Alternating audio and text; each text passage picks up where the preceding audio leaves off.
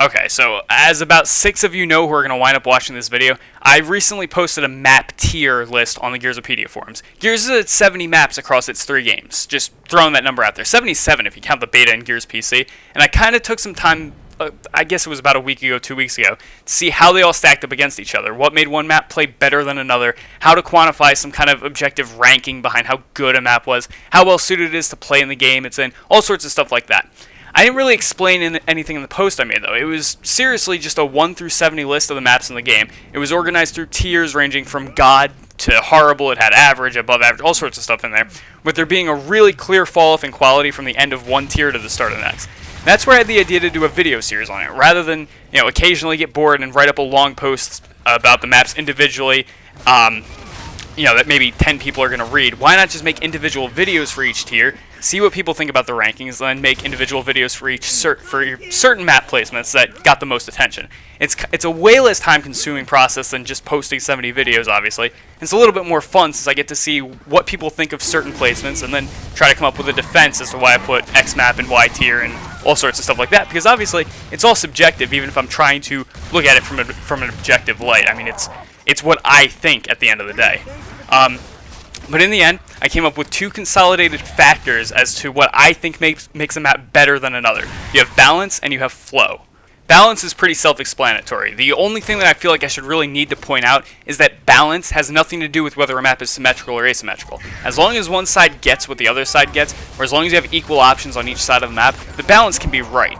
That being said, there is not a single asymmetrical map in any of the Gears games that are well balanced. I mean, Fuel Depot is really the only one that comes close, and it hardly plays asymmetrically, and it has a side imbalance. So, I mean, I guess that goes to show you how bad asymmetrical maps have been, made for Gears. There just hasn't been a really good one as far as I can say.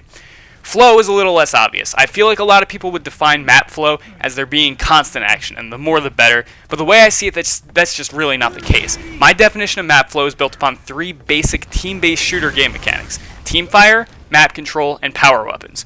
You also have to factor in how the map plays with an objective active like King of the Hill rings and all that, but to make it a little bit easier to compare maps across different games, between Gears 1 and 3, obviously there's more game types in Gears 3, I decided to base the majority of how a map plays based on execution and Warzone type environments. Other game types are considered, obviously, but when you throw an objective into the mix, it kind of completely changes the way a map flows. I mean, if a map plays great in King of the Hill and not so great in execution, that's cool, but I still think the map that plays better in execution is going to be the better map overall. Anyway, the purpose behind teamfire, map control, and power weapons being used is that they're a trio of mechanics that don't work as a triangle game of rock, paper, scissors. Power weapons aren't always going to beat map control, teamwork's not always going to beat a power weapon. It's the best aspect of those 3 mechanics since they're all meant to be equally useful at any given time. Of course, not every map's going to be perfect, so that's where that's where the rating for the maps comes in. Essentially, flow comes down to how well a map can incorporate all 3 of those game mechanics together on an even level. The truth is, though, after analyzing every single map, there's really only one map that's completely perfect in how it can handle those 3 mechanics. I mean, between 3 games, 70 maps, I'll really only call one map perfect. And it's kind of a good thing for the sake of this video, since it gives me a standard to judge everything by. But I guess you could look at it as bad that 70 maps, only one's really perfect. But anyway, that one map is the Gears of War 1 version of War Machine. War Machine was just perfectly designed for a 4v4 execution style game. It starts off as your basic symmetrical map with a couple weapons down the middle and each side getting a set of grenades. But beyond that, you also get a perfect choke point set up with 4 choke points, 2 of them being split up into 2 mini choke points in a 4-on-4 game. This is where so many of the Gears maps have gone wrong, and really my reason for calling a lot of maps in the series bad. They're only going to have 2 or 3 choke points, and they're going to expect 10 players, 5 on each team, to be able to find legitimate holes in the other team's setup or strategy. The way War Machine is laid out, there's always a slight hole in a strategy. There's always somewhere you can point to as an area the other team doesn't have covered, or at least doesn't have covered well enough to be able to stop an intelligent push. This is where the teamwork aspect of map flow comes in. There's always something you can formulate as a team to make an advancement on the other team. While it's possible to stall action out temporarily, it's completely impossible to bring it to a full stop. There's always an angle, there's always a threat, and there's always some way to punch a hole in the other team's plans. Bringing it back to the weapon layout, the map's weapons help bring in ways to not only disrupt teamwork, but also to help set teamwork up. Imagine if the maps didn't have frags on it for a second. It would be impossible to move enemies off certain pieces of important cover. Since each side gets a set of nades though, that's never an issue. Again, it forces some kind of movement within the map, and it forces teams to change and adapt their strategy mid-round.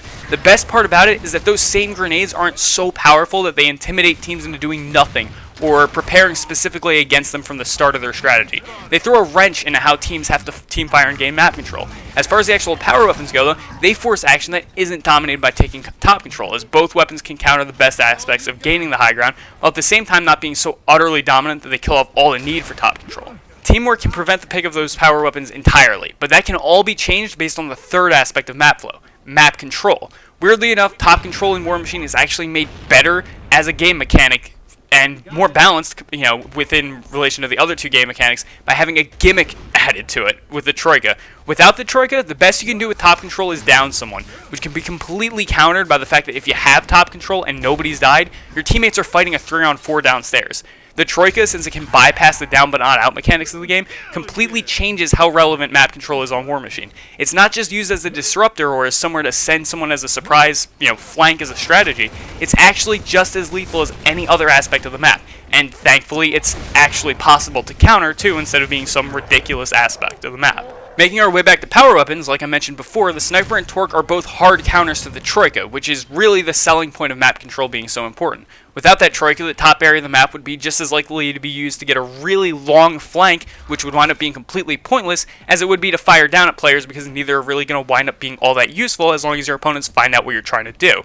If that teamwork isn't disrupted, power weapons can't be a factor because nobody will be able to grab them. If teams get too timid to grab power weapons, grenades or aggressive top control can disrupt the setup. If teams get disrupted, power weapons can be picked up. If power weapons get picked up, map control becomes harder to maintain. You see where I'm going with this?